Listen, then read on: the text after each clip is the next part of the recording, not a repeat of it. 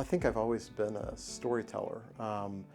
It took me a while to actually start putting things down on paper, start writing out stories, as it were. But I grew up in a family where we told a lot of stories at different occasions and different things that happened to my brother and my uncles and my father. And I think it was a natural extension of that. Writing for me is a kind of organic process. I try to sit down and compose in a very formal way, but in reality what works best for me is to continually change things up.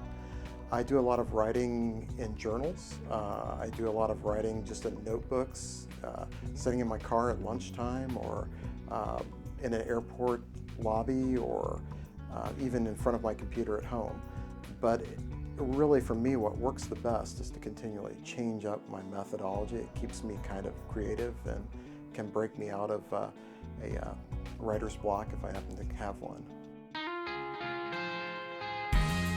I think I'm always writing at some level, even if it's just daydreaming about where a story's going to go, or a possible extension of something that happened in my life that might become a story. I may have an end in mind when I start writing, but inevitably the story always becomes what it wants to become. I've oftentimes started writing a story, gotten to nearly the end and decided that that's not where it wants to go and had to rewrite the entire story. So for me, I really live the story as it happens and wind up doing a whole lot of editing to make it right. My latest book was another episode of the Mel Resch mystery series called Until Death Do Us Part. Basically, it picks up Mel's story as a paranormal detective. She's going home one afternoon and comes across a house where she senses something isn't right. She winds up being faced by some sort of evil entity, which she then is forced to reckon with and to figure out what's happened. And it leads her down another dark trail of betrayals and lies and murder. Currently, I'm working on something that's sort of a departure for me. I'm working on a story that's based on what would happen if a segment of the population suddenly were granted superhuman powers. So it's sort of, more than the 1% or the 10%, it's the 0.1% of the population. It explores what happens when a very small segment of the population is suddenly granted all the power. What does that mean for society? What does that mean for them personally? How does your thinking change when suddenly you can do anything you want? I think one of the gifts I have is being married to a published author.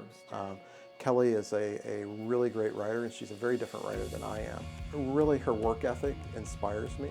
It helps me to see somebody who really treats it like a profession and writes with dedication, and that encourages me to do the same thing.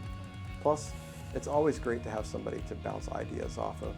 You sit down over a drink and talk through what's going on in a story and a jam that you may be in, and you can find new ways to get out of it that you might not have thought of yourself. The question is, how do you transition from the perpetration to the investigation, or do you transition at all? I think the most important thing for an aspiring writer is to really just write for the joy of writing. If you love writing and you write because you love writing, then you have the reward that you want. If you're able to sell that writing, that's great. And I certainly encourage anybody who loves writing to pursue the career of being a writer. But first and foremost, you have to love the writing for being the writing, and do it because you'd be doing it if it was a free day.